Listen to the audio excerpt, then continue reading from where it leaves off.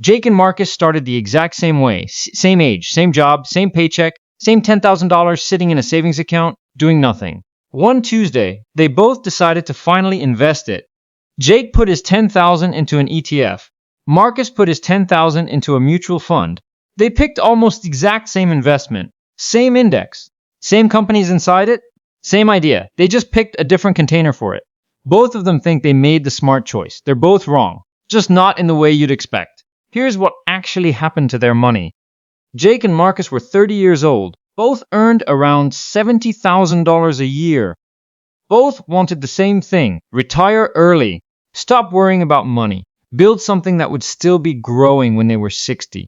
Jake's $10,000 went into an ETF tracking the S&P 500. It trades on the stock market, just like a share of Apple or Amazon. He can buy it and sell it anytime the market is open. 9:45 in the morning, 3:30 in the afternoon. It doesn't matter. He sees the price the second he clicks buy. Marcus's $10,000 went into a mutual fund tracking the exact same index, same 500 companies, same idea. But his fund doesn't trade like a stock. It only prices once a day after the market closes at 4 p.m. Eastern. If Marcus buys at noon, he has no idea what price he's actually going to pay until hours later. Small difference. Feels like nothing. It's not nothing. Keep that in mind. Year 1 arrives. Both accounts grow. Jake's $10,000 turns into a little over $10,300. Marcus's turns into almost the same amount, $10,200 and something. Basically identical. And that makes sense. The fees on these two funds are almost twins. Jake's ETF charges 3 cents for every $100 a year. Marcus's mutual fund charges 4 cents. That's the entire gap. Jake feels like a genius. He tells his coworkers ETFs are the future. Marcus feels just as good. His fund is run by one of the biggest names in the industry. It feels safe. It feels established. Neither of them notices anything unusual yet. Here's where the story starts to change. Year 3. Nothing bad happens in the market. Stocks are up. Everyone's happy. Then Marcus gets an email in November. A tax form is coming. His mutual fund is distributing capital gains. Marcus didn't sell anything. He didn't touch his account all year. And he still owes taxes. Here's why. When other investors pull their money out of a mutual fund, the fund manager sometimes has to sell stocks inside the fund to pay them. If those stocks had grown in value, that sale creates a taxable gain. And that gain gets spread across every single person still holding the fund, even the ones who never sold a single share. Marcus is one of those people. Jake never gets this email. His ETF almost never does this. Instead of the fund manager selling stocks to raise cash, big institutions trade Jake's ETF shares directly for baskets of stock, behind the scenes, in a way that mostly avoids triggering a taxable event at all. It sounds technical. It isn't really. Think of it like this.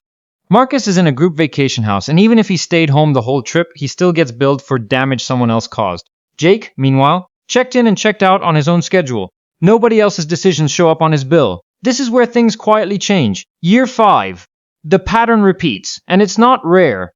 In a recent year, more than 80% of stock mutual funds in the US paid out a capital gains distribution like the one that hit Marcus. For ETFs, that number was around 5%. 80% versus 5%. That's not a small gap. That's almost the entire industry on one side and almost nobody on the other. Marcus starts noticing it every single year now. A tax bill shows up in December, whether the market went up or down that year. One year, his fund actually lost value, and he still had to pay tax because the fund had gains locked in from years earlier that finally had to go out the door, losing money and still owing taxes on it. Nobody warns you about that part. Jake, meanwhile, just keeps buying. He doesn't check the market every day. He doesn't panic when it dips. He just adds money every month and moves on with his life. Here's the number nobody calculates. Over a recent 10-year stretch, taxes quietly ate away at mutual fund investors' returns by close to 2% a year, on average, in accounts outside of retirement plans. 2% doesn't sound dramatic, but compounded over 10, 15, 20 years, on a growing account, that's not a rounding error. That's real money leaving the table every single year, without Marcus lifting a finger. The fee was small. The damage wasn't. Now, before this turns into a one-sided story, here's where we have to be fair to Marcus, because Marcus has an advantage Jake doesn't. Marcus's mutual fund lets him set up automatic monthly investing without thinking about it. Same day, every month, same amount, no login required, no decisions to make. For someone who wants to invest and forget about it completely, that's incredibly valuable. Jake's ETF can do this too at some brokerages, but it isn't universal the way it is for mutual funds. Sometimes Jake has to remember to log in and place the trade himself. And there's something even bigger. Most people don't even choose between ETFs and mutual funds with their own money first. They choose with their retirement account. And in most workplace retirement plans in America, there often isn't a choice at all. More than half of all the money sitting in workplace retirement plans is in mutual funds, not ETFs. Not because mutual funds won some competition, because the plumbing of most retirement plans was built decades ago around mutual funds, and it's expensive and complicated for employers to rebuild that system around a product that trades all day like a stock. So if Marcus's $10,000 had gone into his workplace retirement account instead of a regular brokerage account, this entire tax story disappears. Inside a 401k or an IRA, capital gains distributions don't create a tax bill at all. The advantage Jake has only matters in a regular, taxable account. This is the number nobody calculates. And it's not the tax drag, it's this.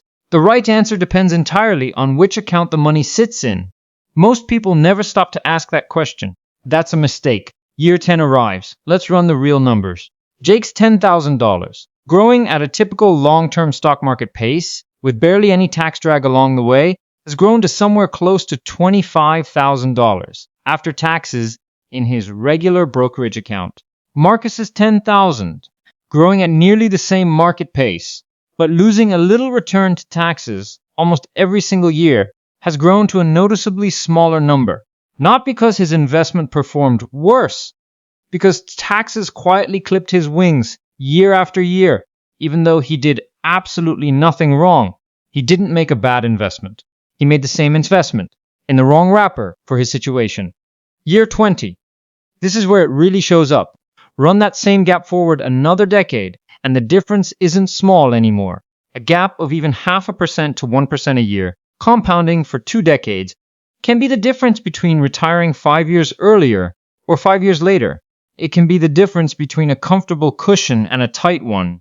Jake ends up with more money. But here's the twist nobody sees coming. Jake also had to do more thinking along the way. He had to remember to place trades. He had to resist the temptation to check prices during the day and panic when they moved. Mutual funds don't let you do that. You can't watch the price every hour and make an emotional decision because there's only one price a day. In a strange way, that limitation protected Marcus from himself more than once. Owning nothing you can panic sell at 10 in the morning is, for some people, a feature, not a flaw. So who actually made the smarter choice? It depends.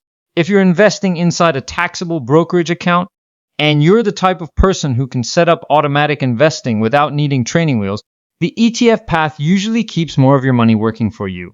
Lower tax drag, no sales loads, no minimum investments standing in your way. If you're investing inside a 401k, where taxes on distributions don't apply anyway, that entire advantage disappears, and the mutual fund's automatic paycheck deductions and simplicity might actually serve you better.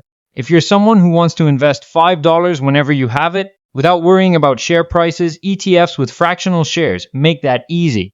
If you're someone who wants one boring automatic transaction every month and never wants to think about the stock market again, a mutual fund built for that job does it beautifully. Reasonable people land in different places here. And that's fine. This was never a contest with one right answer. There's something happening right now that might make this whole debate obsolete. Regulators recently allowed one major investment firm to offer the exact same fund as both an ETF and a mutual fund, side by side, sharing the same underlying holdings. Dozens of other firms have asked for permission to do the exact same thing. If that becomes standard across the industry, investors might not have to choose a wrapper at all in the future. You could get the tax efficiency of the ETF and the simplicity of the mutual fund in the same fund. But that future isn't here yet. Right now, the choice still matters. Here's the actual lesson underneath all of this. It was never about ETFs. It was never about mutual funds either. It was about noticing the fine print of the systems you put your money into. Jake and Marcus didn't lose or gain money because one of them was smarter. They ended up in different places because one of them understood which account and which wrapper fit his situation, and one of them didn't bother to ask. The product barely matters. The decision behind the product is what compounds. So before you invest another dollar, ask yourself one question. Not which fund is better. Ask where that money is actually going to live. Because that answer, more than any ticker symbol, is what decides how much of your money you actually get to keep. If this helped you understand your own accounts a little better, subscribe for more videos like this one. And let me know in the comments, ETF or mutual fund, which one do you actually use?